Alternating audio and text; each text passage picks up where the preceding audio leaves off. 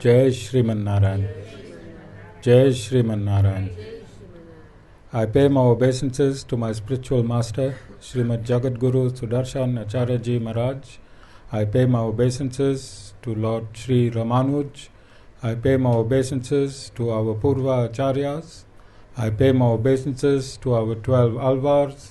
I pay my obeisances to Mother Lakshmi, and I pay my obeisances to Lord Sriman Narayan. I welcome all of you here physically at the Sri Narayan Dham in Durban, South Africa. I welcome those that's watching this discourse locally, nationally, and internationally. And I welcome in advance those that's going to be watching this discourse when it is posted on YouTube and the various groups from around the world subsequently. A special welcome to our two guests from the institution of the Brahma Kumaris. I met one of my sisters, I think a year ago, a little more than a year ago, at the Interfaith function. I think it was at Botanical Gardens, if I'm not too sure. And I took her name down and I told her I must invite you to one of my functions. And I think we sent her a few invites, and I'm happy she responded from that few to this one specifically on this Mother's Day that is celebrated around the world. So I think it is significant.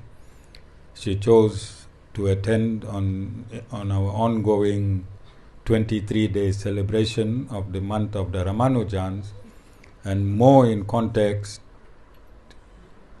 my two sisters are here on Mother's Day. Thank you very much. According to Sanatan Dharma, there are 7 mothers. Your biological mother, the Guru's wife, the sage's wife, your priest's wife, the Gomata, Mother Earth, and the nurse. There are 7 mothers. I just want to take liberty to add on the 8th mother. The 8th mother should be the Supreme Lord, Lord Sriman Narayan, and his eternal feminine side is called Mother Lakshmi. But there is no 2 entities. It is one entity, Lord Sriman Narayan, his feminine aspect personified as Mother Lakshmi. So I want to start thanking the Supreme Lord, Lord Sriman Narayan, for all that he has given us from his feminine aspect, without which we would have not been sustained today. And this is why it is important in Sanatan Dharma to revere the cow, and revere the earth as well. For everything that's within our energy, that sustains our energy, sprouts from Mother Earth, nurtured through the cow. Remember the cow, the Brahman cows assimilate the cosmic energy through the hump. They have a special nervous system. They drive this energy throughout the nervous system, and they give off oxygen and they take in oxygen. The Gomata is the most significant pharmacy in the world. There is yet medical science to equate whatever medication it has that is released through the urine and the dung of the Gomata. Every tablet that you take has got a side effect. But from the earth, there's herbs, there's spices, there's remedies that is natural. There is absolutely no side effect. And just going a bit deeper, the pharmacies and the pharmacists and the drug industry is the biggest drug mafia in the world today. Those that selling cocaine and rocks and mandrax are small drug dealers. The biggest drug dealer are these drug mafias that manufacture all this medication that you need today. 80 years ago, we were all still living. There were no tablets. We were living through natural medication. So I want to thank the Lord again. I hope through a concerted effort we point out all these demonic institutions that is found on this planet Earth, and we can go back to our natural remedies and back to using medication that is provided by the Gomatas.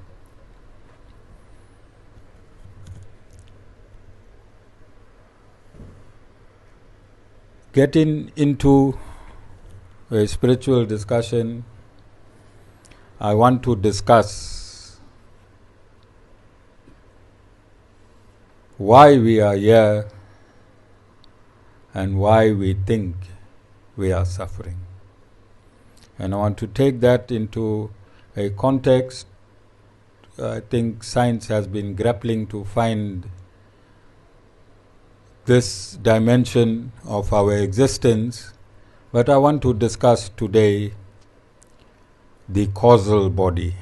I want to discuss the causal body. So science have not found this out yet, but we have information in our scientific journals. Our scientists were rishis and munis of yore, and they recorded their yearnings for answer, which was answered by the Supreme Lord through the Upanishads. So, the body that we think we are is this gross body that we are wearing. And this body is composed of food. Whatever we eat gives us this body. Lining this body and giving this body its shape is our pranic body or the air body. And within that body is our mental body, and within that body is our intellectual body. Seated in the intellectual body is this causal body. And the causal body is the subtlest, the most subtle vibration that covers our Atman, or what we call soul. So the real you and the real me is 1/10,000 the size of the tip of our hair. 1/10,000 the size of the tip of our hair. And that is what we call the soul. The soul is covered by the causal body. The causal body is a field in which the seed for our senses, the seed for our sensory experience that we experience through our astral body and our gross body, is found in the causal body. The causal body is the blueprint of what our life is. As I explained a few days ago, that huge palm tree is found in a small seed, 2 or 3 centimeter seed. A 6-meter palm tree, the blueprint for that palm tree, all its ingredients, its destiny, its shape, its size, is found in a seed that is 2 or 3 centimeters. And similarly, our destiny is found in the causal body. The blueprint of our destiny is found in our causal body. Whoever we are today, whatever we are enjoying, whatever we are suffering, all that is found in the causal body. Another name for the causal body is the karmic body. Is the karmic body. It is this body that is the main responsibility of the karmic body, is our incarnation. Our incarnation. It allows us to incarnate from one body to the next body. It records all our activities, is recorded in this body, the causal body.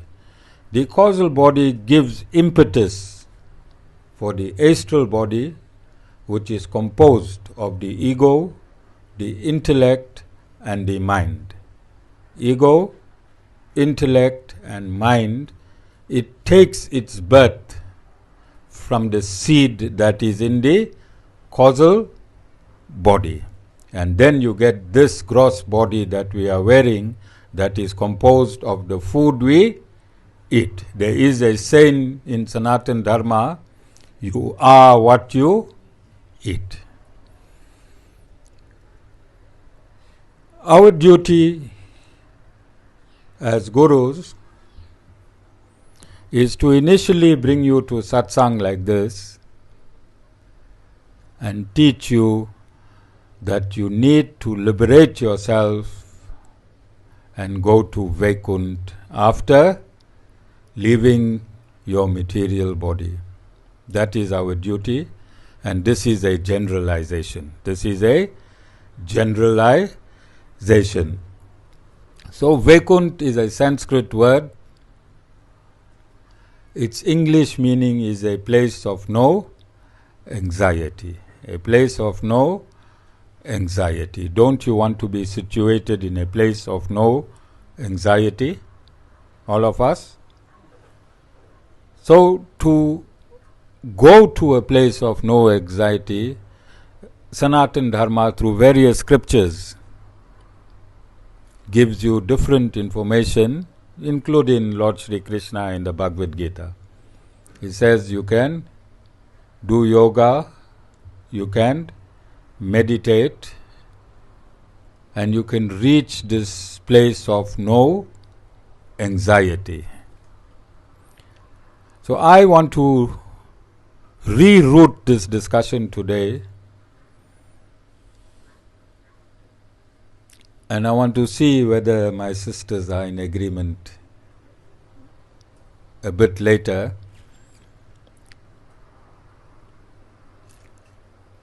I think the formation of the Brahma Kumaris and all religious or spiritual institutions would be to take you to happiness, to take you to joy, to take you to bliss. However, one should get practically actuated with information. With information and with knowledge, you need to know your vehicle that you are traveling in. So this is a temporary vehicle. I don't know, some of you might call your vehicle Porsche, Lamborghini. No, I see you dressed up nicely for Mother's Day, spray painted the lips, eyelashes, dyed y'all's hair. Genuine Porsches and Lamborghinis. Alright? But you need to know this vehicle. You need to know this vehicle. Because we are constantly fueling this vehicle and we are starving the driver. We are starving the driver, and this is why we are suffering in this universe. Work it out. Go to the garage, drive your car, fill the tank. Now garages have car wash. Put your car in the car wash, let them put all the cosmetics on, lip gloss, eyelashes, eyeliners, and then take your car home and don't eat. Get up next morning, go where you go in, fuel your car, take it to the car wash it, shoe shine it. What you put on the tires to make it shine? Silicone yourself, don't eat and go to sleep. What are you doing? Your car is getting polished, your car is shining, your car has everything, but you are, what's happening to you? You are self-destructing, and this is what's happening in the universe today. What is happening in the universe today? You polishing your vehicle, you feeding your vehicle, you fueling your vehicle, you doing everything in your vehicle, which is your body. But you forgot that you are not the car, it's only a vehicle. You are the driver of that car. So we want to remind you today, through this discourse, that yes, you need your fuel. You need your fuel. Where's Satish Bhai? You need your fuel, Satish Bhai, but 93, not 97. 93 is vegetable, 97 is non-veg. You need fuel, but you need vegetable fuel. But you need to feed your soul, and the only food for the soul is transcendental knowledge. You need to feed the driver of this body. As long as the driver of this body is not fed, this body will live a miserable life. So you need to find out who the driver is and what the vehicle is. Who the driver is and what the vehicle is. And I stated in one of my recent discourses that there is an infinite quantity of souls that are in this universe in which we are living. Infinite quantity of souls. It means the souls cannot be counted. But we have counted 8 billion human beings. Yes, we know through stats that there are approximately 8 million human beings. 8 billion human that exist on this planet Earth.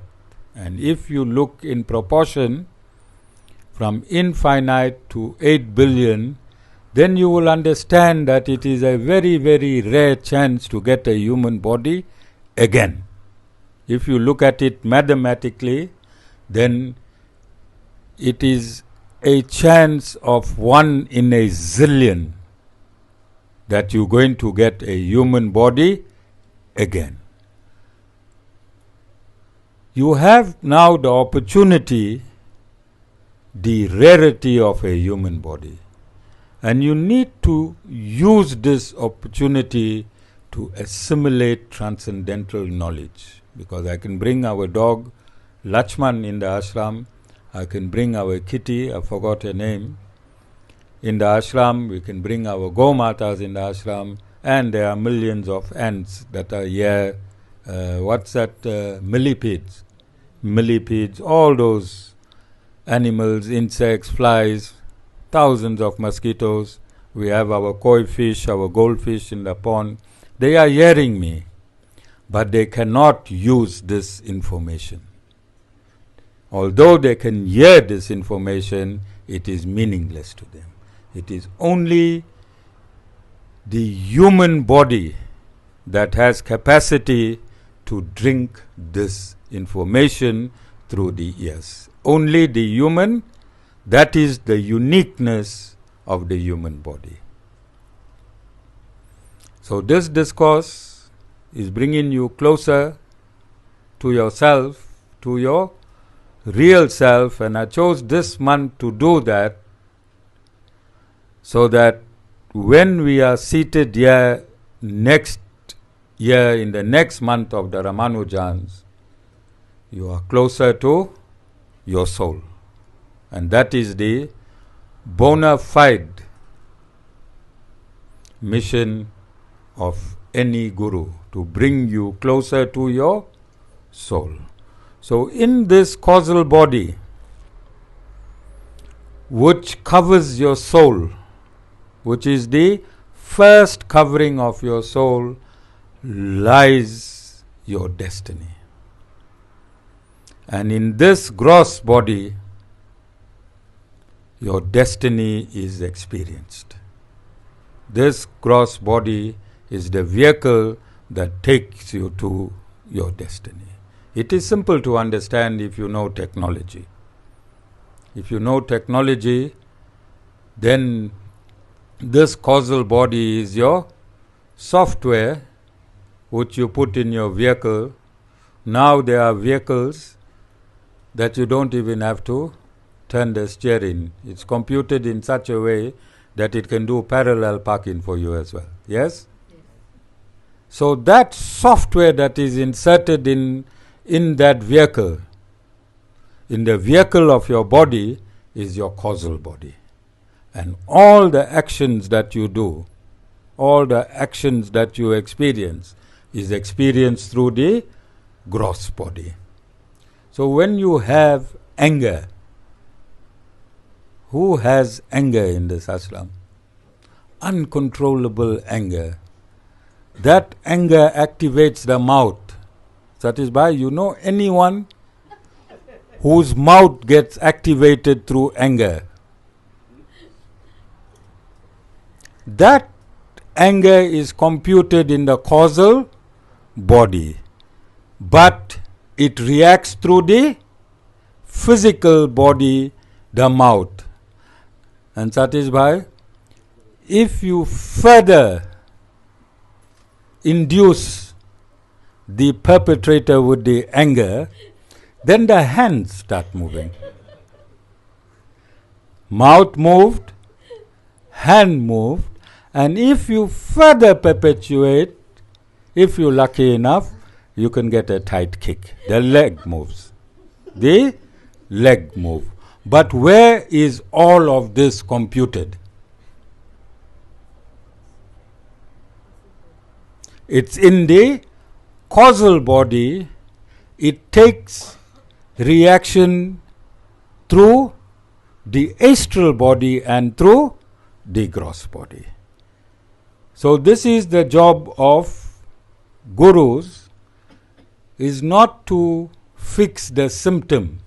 The symptom is in your astral body and in your gross body. We need to recompute the causal body. Also residing in the causal body is the three modes: Satagun, Rajagun and Tamagun. And when you are conceived, when a human is conceived, the soul enters through the sperm into the womb of the female, and then when it is when fertilization takes place, and when you are born where you left off. So in your previous life, if you passed on in Tamogun, which is the mode of darkness, laziness, sloppiness, drooling, spittles, you saw people, Have you seen people like that? Then when you are born, that has been computed in your causal body, you'll be born in Tamogun. If you passed on your previous life in Rajogun is energetic people, go-getters, people with activity, people with passion, people want to accumulate their wealth, want to accumulate family, people that's always moving around, that is Rajogun. Then you will be born in that situation. And if you left your body in Satgun, then your causal body, your blueprint is when you take birth, you will take birth in Satgun. So you'll find one set of parents, one child born in Tamogun, other child born in Rajogun, and another child born in Satgun. And you'll say, hey, my first child, so divine. What happened to the second child? And worse, what happened to my third child? Then you'll go to a temple and ask, who did it to my two children? Because my first child was so. You understand? Who was jealous and did it to my two children? Nobody did it. Two children did it themselves in a previous life, and they experienced this life in that mode. All of you understand? So everything that's happening around us, do not blame anyone else, Ashmika. Don't blame your in-laws for anything. Ashmika, it is you. All right? So I want to quickly just create a platform for our sister to speak. So I just did a brief understanding of the Brahma Kumaris today, just to understand. And I think the concept would be forgetting about our gross body, forgetting about our astral body, and coming and living in our bliss body. The causal body is also the bliss body, where you can experience happiness, you can experience bliss, you can experience divinity, and you can connect to the Supreme Lord. And Lord Sri Ramanuj have further explained this concept. He stated that consciousness is of two kinds, substantive and attributive. The substantive consciousness forms the entire soul. The soul is constituted of consciousness, and the attributive consciousness is the consciousness that is found outside the soul. It lives in the causal body first. The attributive consciousness lives in the causal body first, and from there it permeates into the astral body, which is made up of the ego, the intellect, and the mind, and it fills in this gross body. So the causal body assists you when you reach that understanding to understand the Supreme Lord, to understand the Supreme Lord. All of you understand? So it is in this context that I'm going to hand over to my sister, who's going to give us a background of her institution. Thank you.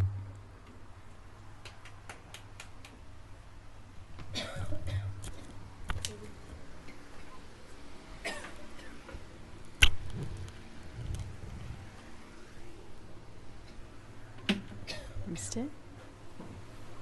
Om Shanti, good afternoon. So what I'd like to share with you, just to kind of make it a little bit, not to oversimplify it, but really to just find out why and how is it that the causal body did become the way it did. Because we can easily say that from our previous birth, we were born with those different guns, and so we come in this birth being very different. So that's actually what we can actually deduce of our current body and our current life. But if we take it beyond the physical and start with the seed of that palm tree, we all resided in the world of light, Param Dham, Nirvan Dham, Shanti Dham, which is the home of the soul with Paramatma. And when we in that dimension, we are all beyond the influence of our material bodies, all the different things that now has such a big influence on us. So we ourselves, we are in the seed form. And when we're in that world of light, the only thing that we have an impression of is our innate nature, our original nature, our eternal nature. And if you look at these little lights here, if this light was just a pure white light, and if a little diamond was actually being focused with that light, you'll actually see traces of the rainbow, isn't it? Because pure white light actually breaks up into the 7 colors of the rainbow. So when I'm that seed, I'm that really infinitesimally tiny being of light, and within me is only 7 intrinsic qualities: peace, purity, love, happiness, joy, wisdom, and power. And all the 8.5 billion souls on this planet at the moment, and if there are even more, we all have that inheritance from Paramatma. There is no thing like a bad soul. No thing like a soul that is unworthy. Every soul, like that seed of the palm tree, actually is just that being. The DNA in that soul is peace, purity, love, happiness, joy, wisdom, and power.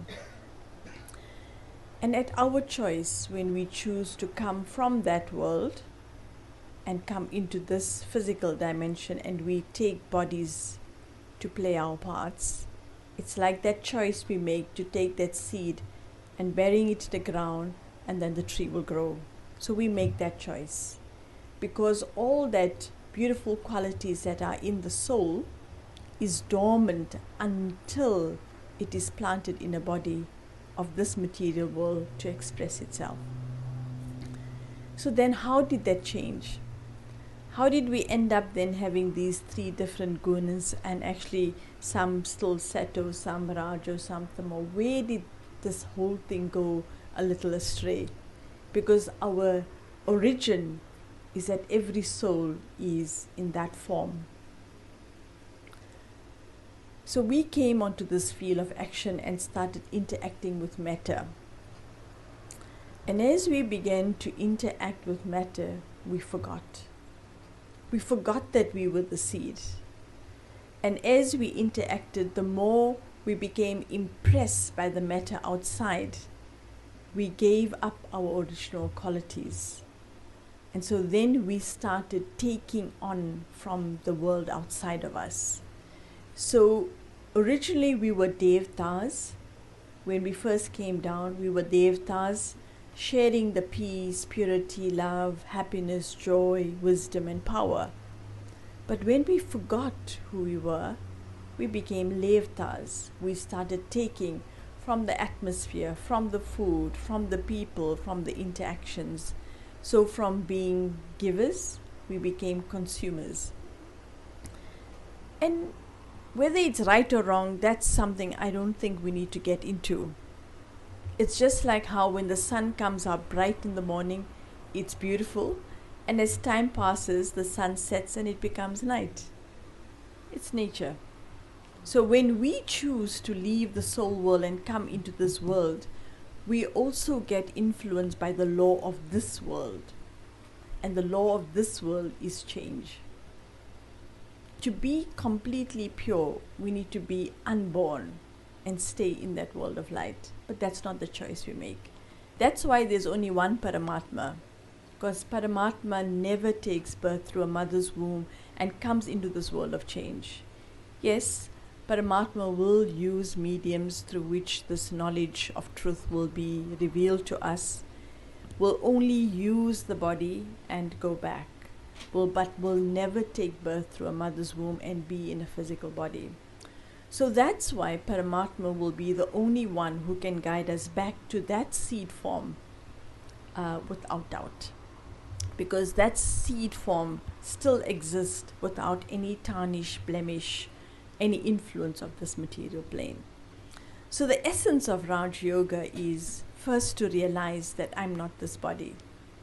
I liked how Guruji was really explaining to us, but I don't even like to use the word that I'm going to speak about my soul. We all believe that we have a soul. Somehow it's like the car telling the other car, my driver is in the house. The driver is the owner of the car. And so we need to almost take repossession of the idea that this body belongs to I, the soul.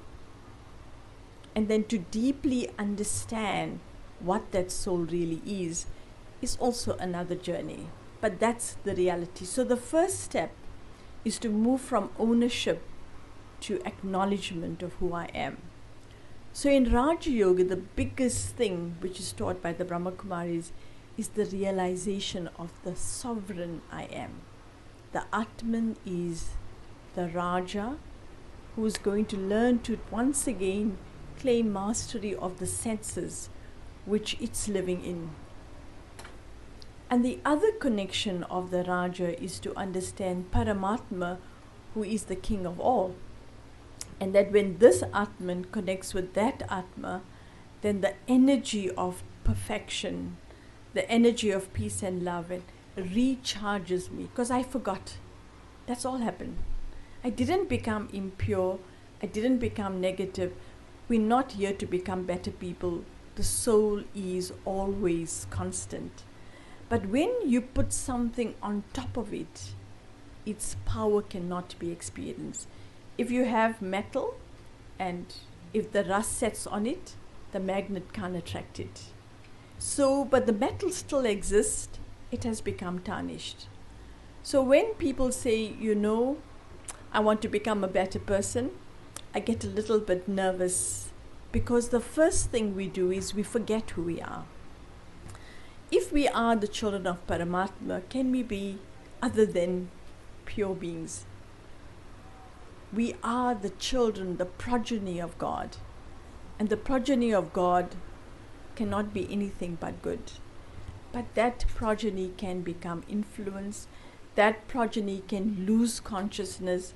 That progeny can become intoxicated and influenced and lose its way. So some of you, as Guruji was mentioning some very physical examples, if I am generally a very good, kind person, but if I use some intoxicant and don't have full control of my mind, I can start speaking words that are rude. I can start doing things because I don't have full control of my senses. I have used some chemical to actually shift my control over myself and have become influenced. So we have a bigger influence, and this is the influence of the body. We have forgotten that we this indivisible being of light energy, and we've now accepted that we are this body. I'm bigger than you, I'm smaller than you, I'm a male, I'm a female. The task that is carried out by this body starts giving me name, fame, position. So ego, greed, jealousy, lust, anger, selfishness, these are all the intoxications through one mistake. I forget that I'm the Atman and I begin to consider myself to be the body. So this consciousness of the body is like the mistake. And so in Raj Yoga, our aim really is to help people reconnect to the Atma, to become soul conscious again and finish this false intoxication or the consciousness of the body. Hindi has very beautiful words, but you know, the English language is very simple, but I'll keep to the English and leave it in that way. So one of the things that's really beautiful, and again, Guruji was mentioning about reprogramming and understanding that. So within the Atman itself, we have 3 levels of consciousness: the conscious mind, the subconscious mind, and the unconscious mind. And if we really had more time, I could actually fit all those things in what Guruji was saying. But in my simplified form, what I want to share with you is that the conscious mind is the one who is actually feeding. All these sense organs are fed into the world. We see, we smell, we hear. And so constantly all these sense organs are like antennas. They're taking information from the world outside. And then they put it on the screen of the mind and we think. What we see creates a thought. What we smell creates a thought. And so our conscious mind is activated by the feeding in of our senses. Now, if that's happening all the time, how can you make your mind peaceful? Constantly you're bombarded by sounds, noise, smells, all those different things. So that's our conscious mind. Our conscious mind also has the ability to imagine, and it can feel. So when we understand the conscious mind, we also realize that just because I had a thought doesn't mean I must put it into practice. It is just a recipient of what's happening. It is feeding me information from my surroundings. And so I don't jump to every thought that comes into my mind. It's giving me a signal of what's happening outside. The second level of consciousness is called the buddhi. Little different from the intellect in terms of intellectual. The buddhi is our wisdom. This is our decision maker. This is our memory. This is that ability to understand, to reason. And this is the wisdom that actually can help me make the right decisions. That when the thought comes from the outside to the conscious mind, this subconscious mind can make a decision on how to respond to that which I've got from the outside. This is powerful because it means I can be out in the world exposed to everything. I don't have to react to everything. Because we know in this world we can't find a safe haven everywhere, isn't it? You can have your walls protected, but somebody can throw things from the outside in, isn't it? How I respond is going to give me the identity of what is inside of me. All those catalysts can't be the reason for my behavior. I have to be beyond it. So this buddhi, this intellect that we call free from intellectual but wisdom. It also has the ability to develop attitudes. So again, Guruji was saying about programming.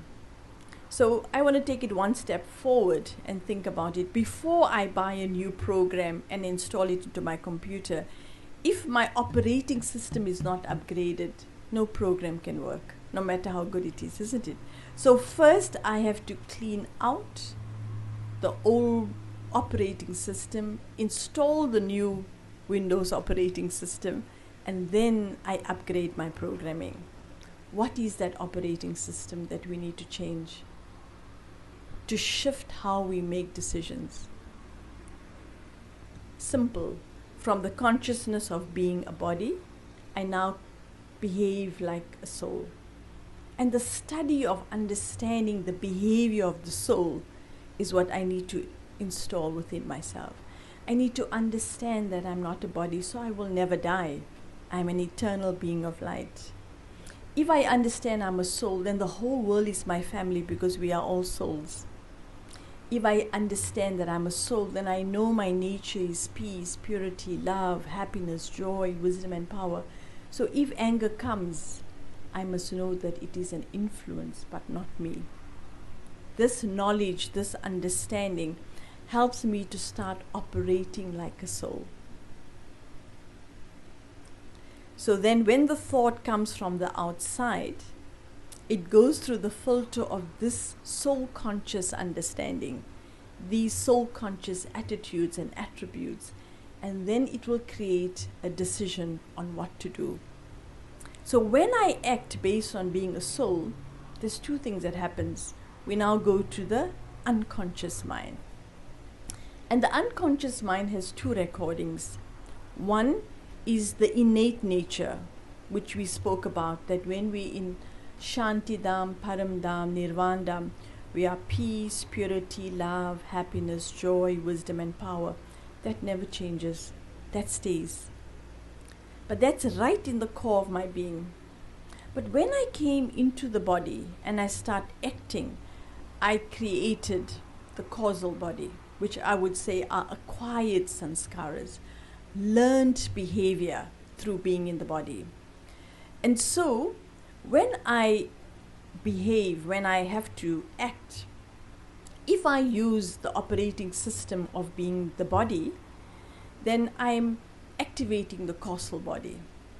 I'm using the learned behavior and working habitually from that basis. But when I connect to the Supreme and I re-invoke the soul conscious attributes and I make a decision to act from being a soul, I then activate the innate sanskaras of the soul, which is peace, purity, love, happiness, joy, wisdom and power.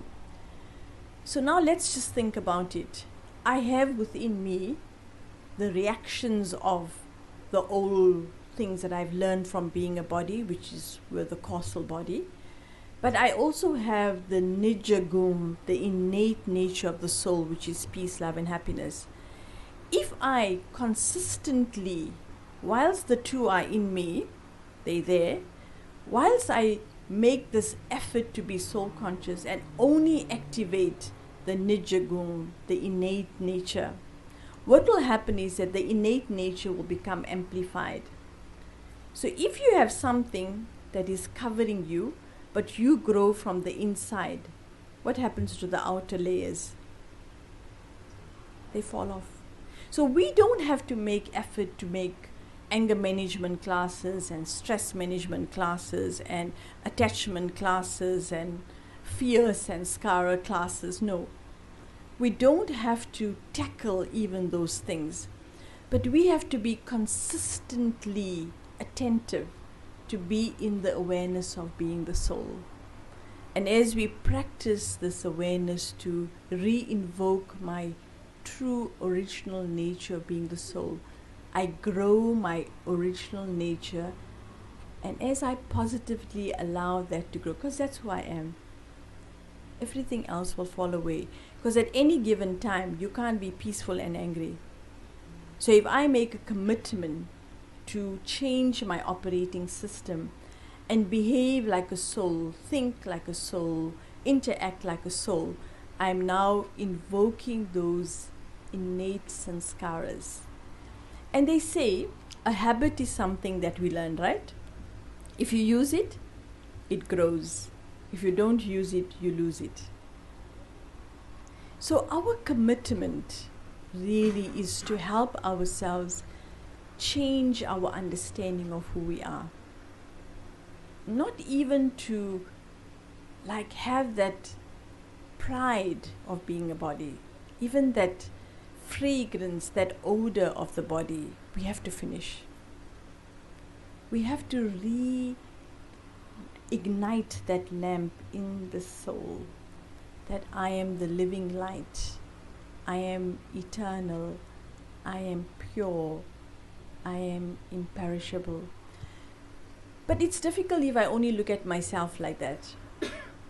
The second step to this elevated thinking is that when I see someone in front of me, between the eyes, behind the eyes, is the living star who is peaceful, pure, loving, happy, powerful, virtuous. This soul-conscious drishti, soul-conscious vritti, attitude, allows me to start bringing the highest in those that I interact with. That changes my karma. We all, when Guruji came into the room, our attention was different, isn't it? So much respect, so much love. Why? we see Guruji as an elevated soul. What about us?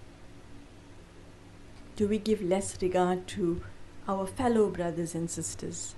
If we could all treat everyone else like we treated Guruji, our conduct would change. Would we speak loudly to Guruji? Would we be disrespectful to Guruji? We wouldn't, isn't it? So if we could understand who Guruji is, if we could see the divine in each one, our actions will change.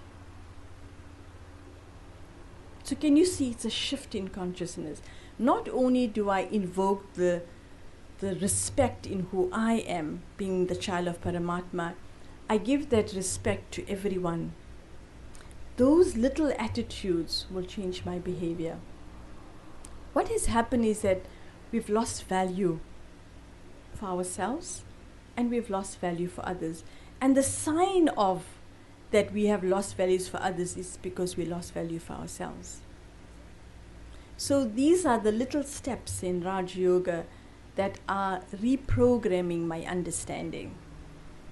In Raj Yoga, our main attention is that we need to clean the buddhi again, to finish that wrong consciousness of being the body and being limited, and bring in that purity. Like an alchemist, can touch metal and make it gold. We need to touch this impure world with our pure thoughts and cleanse it with our pure attitude towards it. Then everything will serve us. A banana peel is not a banana peel, it's compost that will make the plant grow, isn't it? Can we give a dirty banana peel lying down that much respect? If we did, then everything in this world is valuable. Even the most atrocious situation that has brought pain and sorrow to me can teach you all the facts of life to make you peaceful, tolerant, compassionate. Nothing will then be of loss in my life.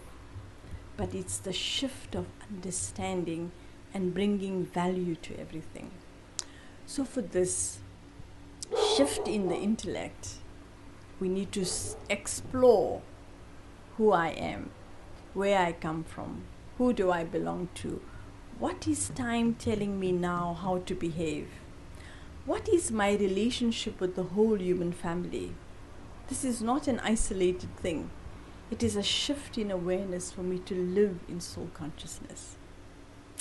So, in a nutshell, we don't need to fear what has happened. We need to just use the tools and bring on that transformation.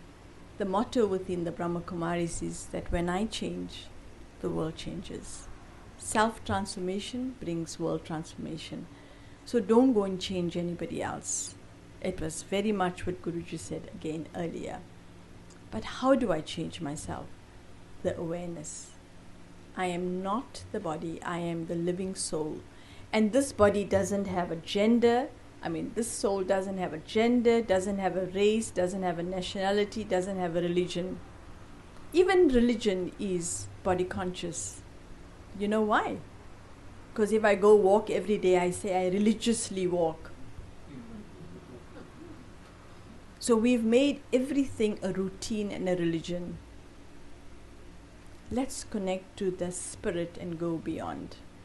And then bring the spirit into our actions, which is really the foundation of this organization as well. And so let us not do the lip service of knowing, but not then taking what we know and bringing it into our life. And it starts off with our thinking. So often I can behave in the right way and think in the wrong way. So I'm behaving really well, but internally I'm saying, please shut up, I had enough. So then we'll think, I go to satsang every week, why am I not changing? But it's not what I do, it's what I am. And that shift only you can make. You could be guided daily, but if you don't adopt your true identity, no change will happen. So that's why the transformation must come from your attitude towards yourself. Give yourself back that respect of who I am, who do I belong to, And in relationship to the world, this is my world family too. Then I'll become a custodian to look after matter itself as well. So I would like to invite you, with your permission, Guruji, to do a little meditation, because that's the foundation of what we do in the Brahma Kumaris. But I'm going to invite you to sit with your eyes open. Generally, people meditate with their eyes closed, but this is open-eyed meditation. And the reason for it is because it is symbolic of being away in this world. If we close our eyes, that means we want to shut this world out. No. We want to live in this world, but be aware of the right thing. So we want to see the world for what it is, but not to get influenced by it. So we're not going to go and hide in the mountains. We're going to live in the world with everyone, but change our awareness. So for that, you could find something to focus your attention, one spot. You could even, if Guruji allows you, to look in the center of the forehead, which is the seat of the soul, and focus your attention. We call this drishti. And focus your attention in the center of the forehead. See yourself as a living being. My eyes are going to be open, so I'm going to see you, right? So don't close it. So everybody has to have their eyes nice and wide open, but not to stare. You know how to watch TV, no? You just rest your eyes on the screen. So for that purpose, you're going to rest your eyes in the center of the forehead, or find one spot to rest your eyes on. And I'm going to share some words with you, which I want you to journey with your thoughts. And from moving from thinking to understanding to feeling and experiencing.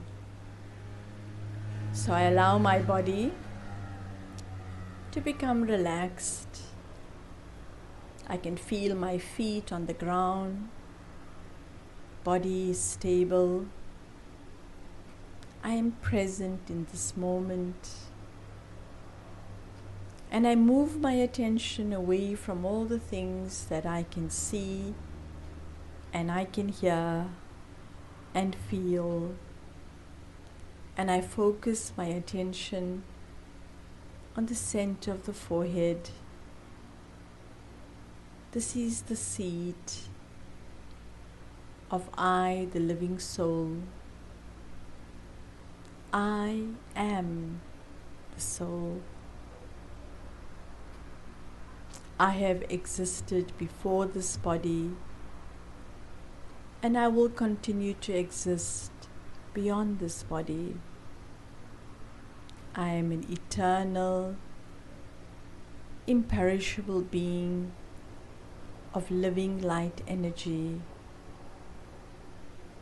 And with this awareness, I take my consciousness even beyond this room, up beyond the sky, beyond the solar system, into that world of pure light, Param Dham, Nirvan Dham, the soul world, Shanti Dham, the land of silence.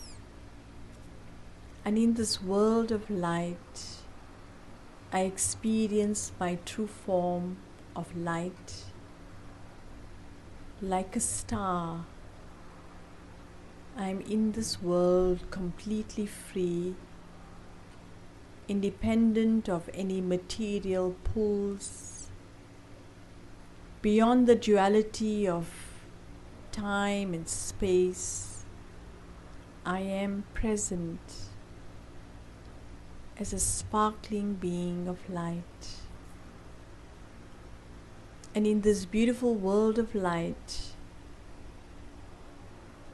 I experience the Supreme Being, the star among stars, the sun of knowledge, the ocean of peace, the Supreme Father, the Supreme Soul, known by many names, Ishvar, Prabhu, Shiva, Jehovah, Bhagavan.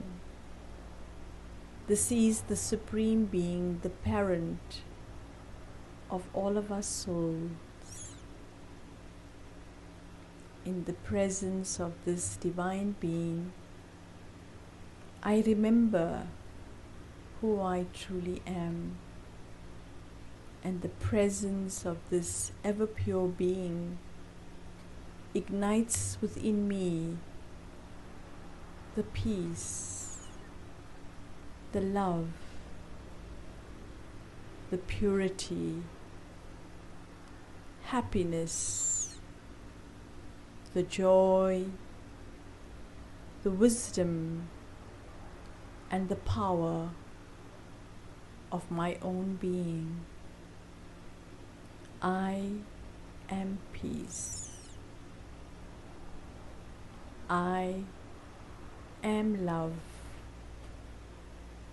I am a pure, authentic being. I am happiness. I am joy. I am wisdom. I am power. With this powerful awareness, I am able to allow that beauty to come out from inside of me, and I feel myself to be that star, gently radiating these vibrations into the world, the living star, spreading peace and love, happiness and joy. I am a radiant being. My nature is to give. Feel my beauty. Feel the freedom, the power, the authority of knowing myself and realizing who I belong to. In this awareness, I can hold the whole world in my heart to be one family. I feel the connection to each soul, my brother soul, the children of one. And now in this awareness, I bring myself back to this present moment. Allow myself to seat in the body, in the center of the forehead. I choose to perform actions through this body, holding that pure awareness of who I am. Om Shanti. I am a soul. I am peace. I am a being of peace.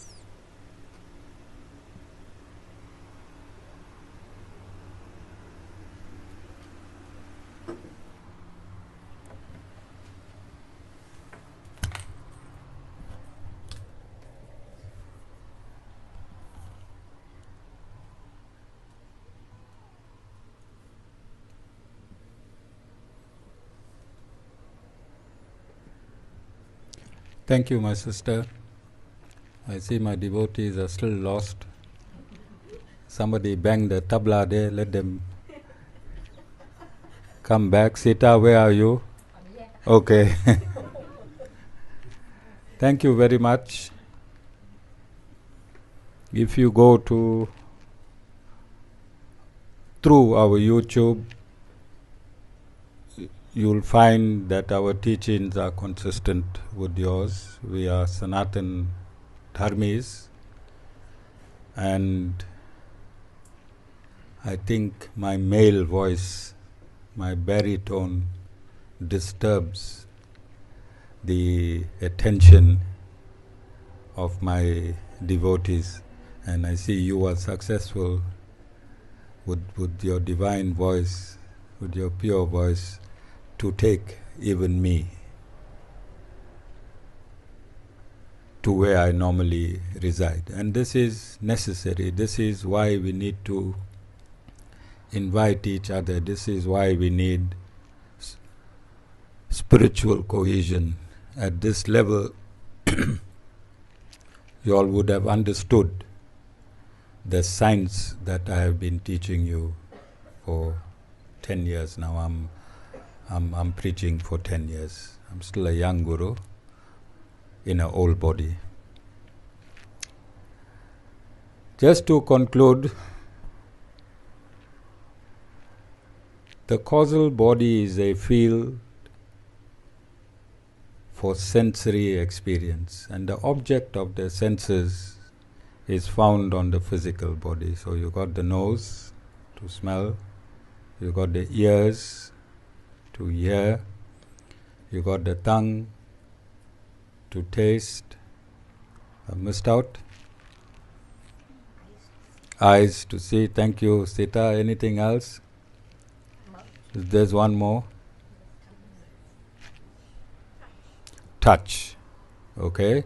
So you got your skin that allows the air to touch your skin and give you a sensation. All right. So those subtle senses in the causal body activate the sense objects. So if you take Vasudeva in the back there, when he entered the ashram, his mind would be oscillating because of the smell of food. He loves food. So Vasan will be thinking of food. And then others would be looking and attracted by the sense of sight, others by the sense of taste, others by the sense of smell, and others by the sense of touch. So what happens to the mind when these senses start impelling the mind? They start controlling the mind. Because if nobody was looking, Vasan would have ran to the food and had a plate. Okay? These senses impel the mind. It makes the mind unruly. It starts controlling the mind and taking the mind like a frenzied horse from sense to sense. The mind is the next body. The mind, the object of the senses are found on the gross body, but they impel the mind. Behind the mind, as our sister stated, is the intellect body. And this body, or the essence of the intellect, is for you to decide what is right and what is wrong. So if Vasudeva uses his intellect, he can inform the mind that I am in a satsang, I am not at home, I must wait for this program to finish so that I can enjoy a delicious meal. Then behind the intellect is the causal body. And as again our sister reiterated quite a few times in a talk, that we need to use this intellect to change the habits of the causal body.